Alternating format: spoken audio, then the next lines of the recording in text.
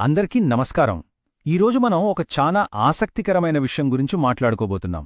అదేంటంటే ఒక ఆలోచన కొన్ని వేల సంవత్సరాల పాటు ఒక సమాజాన్ని ఎలా తీర్చిదిద్దింది అన్నది.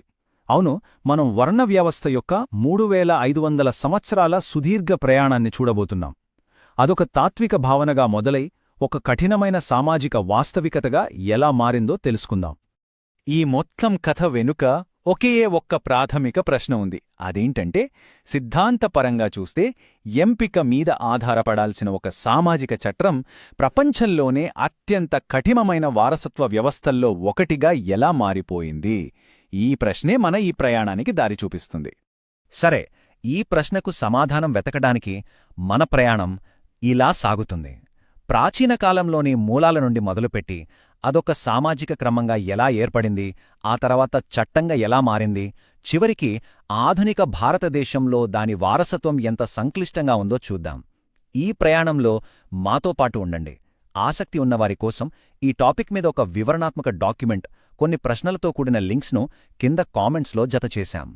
ఈ కథలోకి పూర్తిగా వెళ్లే ముందు మనం రెండు కీలకమైన పదాల మధ్య తేడాని స్పష్టంగా అర్థం చేసుకోవాలి. ఈ రెండు పదాలు మనల్ని తరచుగా కన్ఫ్యూజ్ చేస్తాయి, కాని వీటిని అర్థం చేసుకుంటేనే ఈ మొత్తం వ్యవస్థ మనకు అర్థమవుతుంది. మొదటగా వర్ణ అనే పదం. దీని సంస్కృత మూలం వృ అంటే ఎంచుకోవడం. కాబట్టి దాని అసలు తాత్విక అర్థం ప్రకారం వర్ణమనేది ఒక వ్యక్తి పుట్టుకకు సంబంధించింది కాదు, వాళ్ల గుణాలను, నైపుణ్యాలను లేదా సమాజంలో వాళ్లు ఎంచుకున్న పాత్రను బట్టి ఉండేది. ఇదొక ఐడియల్ కాన్సెప్ట్, ఒక ఆదర్శవంతమైన నమూనా అన్నమాట. అయితే ఆ ఆదర్శవంతమైన సిద్ధాంతానికి గ్రౌండ్ రియాలిటీకి మధ్య చాలా పెద్ద గ్యాప్ ఉంది. అక్కడే జాతి అనే భావన మనకు కనిపిస్తుంది. వర్ణమనేది ఒక సైద్ధాంతిక దేశవ్యాప్త వర్గీకరణ అయితే, జాతి అనేది పుట్టుకపై ఆధారపడిన వేలాది స్థానిక సమూహాల వాస్తవికత. దీన్ని పెళ్లి, వృత్తిలాంటి కఠినమైన నియమాలతో అమలు చేశారు. అంటే సిద్ధాంతం ఒకటి, ఆచరణ మరొకటి. ఈ తేడానే ఈ కథలో చాలా కీలకం. సరే, ఇప్పుడు మనం టైం ట్రావెల్ చేసి ఓ 3,500 సంవత్సరాల క్రితం తొలి వేదకాలానికి వెళ్దాం. ఈ కఠినమైన వ్యవస్థలు ఏర్పడక ముందు అసలు సమాజం ఎలా ఉండేది? ఆ కాలంలో సమాజం చాలా సింపుల్గా ఉండేది. వాళ్ళు ప్రధానంగా పశువుల్ని మేపుకుంటూ ఒకచోట స్థిరంగా లేకుండా తిరుగుతూ ఉండేవారు. ఇక్కడ మనం గుర్తుంచుకోవాల్సిన ముఖ్యమైన విషయమేంటంటే, వాళ్ల దగ్గర పెద్ద మొత్తంలో వ్యవసాయ మిగులు అంటే సర్ప్లస్ ఫుడ్ ఉండేది కాదు. ఎప్పుడైతే మిగులు సంపద ఉండదో దాన్ని కంట్రోల్ చేయడానికి పెద్దగా కఠినమైన సామాజిక వ్యవస్థ అవసరం కూడా ఉండదు. అయితే ఈ వ్యవస్థకు సంబంధించిన మొదటి ఆలోచన ఒక బీజం లాంటిది మనకు ఋగ్వేదంలోని పురుష సూక్తంలో కనిపిస్తుంది. ఈ శ్లోకం ఏం చెప్తుందంటే, ఒక విశ్వపురుషుడు శరీరం నుండే ఈ 4 వర్ణాలు పుట్టాయని.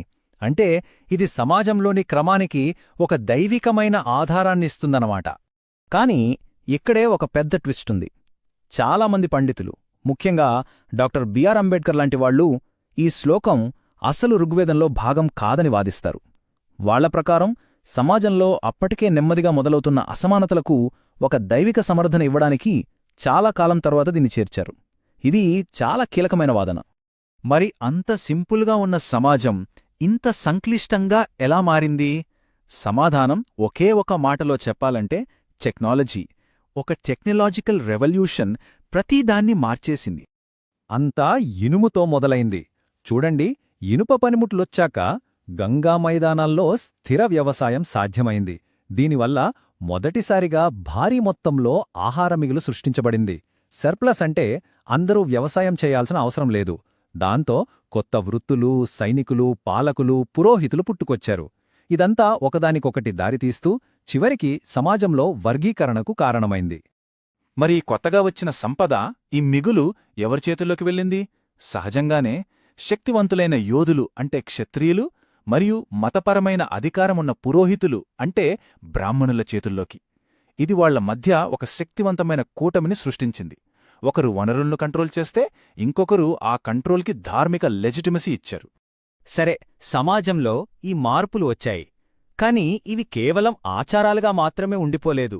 వాటికి చట్టబద్ధత కల్పించారు. ఒక ఆలోచన అధికారికంగా చట్టంగా ఎలా మారిందో చూద్దాం. ఇక్కడే మనకు మనుస్మృతి కనిపిస్తోంది. ఇది ఒక రకంగా చెప్పాలంటే ఒక టర్నింగ్ పాయింట్. అప్పటి వరకు ఉన్న సామాజిక ఆచారాలన్నింటినీ ఒకచోట చేర్చి వాటిని కఠినమైన చట్టాలుగా మార్చేసింది. పుట్టుక ఆధారిత సమాజానికి ఇదొక రూల్ బుక్లా తయారైంది. ఈ పుస్తకం జీవితంలో ప్రతి అంశాన్ని కంట్రోల్ చేసింది. ఎవరు ఎవర్ని పెళ్లి చేసుకోవాలి, ఎవరు ఏ పని చెయ్యాలి, ఒకే తప్పు చేస్తే వేర్వేరు వర్ణాల వాళ్లకి వేర్వేరు శిక్షలెలా ఉండాలి, ఇలా ప్రతిదాన్ని నిర్దేశించింది. ప్రతిదీ వర్ణ వ్యవస్థలో వాళ్ల స్థానాన్ని బట్టే నిర్ణయించబడింది. ఈ వ్యవస్థ వేల ఏళ్లుగా మారుతూ వచ్చింది, కాని దాని రూపాన్ని పూర్తిగా, ఇంకా చెప్పాలంటే మరింత కఠినంగా మార్చేసింది మాత్రం ఊహించని ఒక శక్తి. అదే బ్రిటీష్ వలసపాలన. బ్రిటిష్ వాళ్లకి ప్రతిదాన్ని వర్గీకరించడం, లెక్కలు వేయడం ఒక అలవాటు. వాళ్ల పరిపాలనా సౌలభ్యం కోసం మొత్తం భారత సమాజాన్ని ఒక పక్కా పద్ధతిలో పెట్టాలనుకున్నారు. వాళ్లు కేవలం బయటి నుండి గమనించలేదు, కుల గుర్తింపులను నిర్వచించడంలో, వాటిని మరింత గట్టిగా మార్చడంలో వాళ్లు చాలా యాక్టివ్ రోల్ ప్లే చేశారు. ఈ ప్రాసెస్లో 1901 అనే సంవత్సరం చాలా కీలకం. సర్ హెర్బర్ట్ హో ప్రిస్లీ ఆధ్వర్యంలో జరిగిన జనాభా గణన కులం యొక్క గమనాన్ని శాశ్వతంగా మార్చేసింది. ఒక్క విషయం స్పష్టంగా చెప్పాలంటే, బ్రిటిష్ వాళ్లు కులాన్ని కనిపెట్టలేదు. కాని వాళ్లు చేసిన పని ఏంటంటే, అప్పటి వరకు కాస్త అటూ ఇటూగా ఫ్లెక్సిబుల్గా ఉన్న ఈ వ్యవస్థను తీసుకుని వాళ్ల జనాభా లెక్కల ద్వారా దాన్నొక గట్టి, కదలలేని అధికారిక నిర్మాణంలా ఫ్రీజ్ చేశారు. ప్రతి ఒక్కరినీ ఒక బాక్స్లో పెట్టారు. ఆ బాక్స్ నుండి బయటకు రావటం చాలా కష్టమైపోయింది. ఇదంతా మనల్ని ఈ రోజుకి తీసుకొస్తుంది. ఇప్పుటి భారతదేశంలో కులం పాత్ర చాలా సంక్లిష్టమైనది, కొన్నిసార్లు ఒకదానికొకటి వ్యతిరేకంగా కూడా ఉంటుంది. స్వాతంత్ర్యం వచ్చాక మన రాజ్యాంగం ఒక విప్లవాత్మకమైన అడుగు వేసింది. ఆర్టికల్ 17 చాలా స్పష్టంగా చెప్పింది, అంటరానితనం అనేది పూర్తిగా రద్దు చేయబడింది. దాన్ని ఏ రూపంలో పాటించినా అది చట్టరీత్యా నేరమని. వివక్షకు వ్యతిరేకంగా ఇదొక చాలా బలమైన ప్రకటన. కాని ఇక్కడే ఒక విచిత్రమైన పరిస్థితి, ఒక పారాడాక్స్ ఏర్పడింది. ఒకవైపు చూస్తే ముఖ్యంగా సిటీలలో కలిసి తినడం, తిరగడం లాంటి విషయాల్లో ఆ పాత అడ్డుగోడలు చాలా వరకు పడిపోయాయి. కాని మరోవైపు రాజకీయాల్లో మాత్రం కులం ఒక పెద్ద శక్తిగా, ఒక ఓటు బ్యాంకుగా మారింది. అంటే ఒక రూపంలో బలహీనపడి మరో రూపంలో మరింత బలపడింది. కాబట్టి మనం మొదలుపెట్టిన దగ్గరికి వస్తే, ఒక తాత్విక ఆలోచన ఇంత పెద్ద కఠినమైన వ్యవస్థగా ఎలా మారింది? మనం చూసినట్టు దీని వెనుక ఆర్థిక, మత, రాజకీయ కారణాలు చాలా ఉన్నాయి. చివరగా డాక్టర్ బిఆర్ అంబేద్కర్ మాటలతో ముగిద్దాం. ఆయన ఏమన్నారంటే, కులం ఒక భావన, అది ఒక మానసిక స్థితి. అంటే ఈ పోరాటం కేవలం చట్టాలతోనో రాజకీయాలతోనో కాదు, మనందరి ఆలోచన విధానంలో కూడా జరగాలని ఇది గుర్తుచేస్తుంది. ధన్యవాదాలు.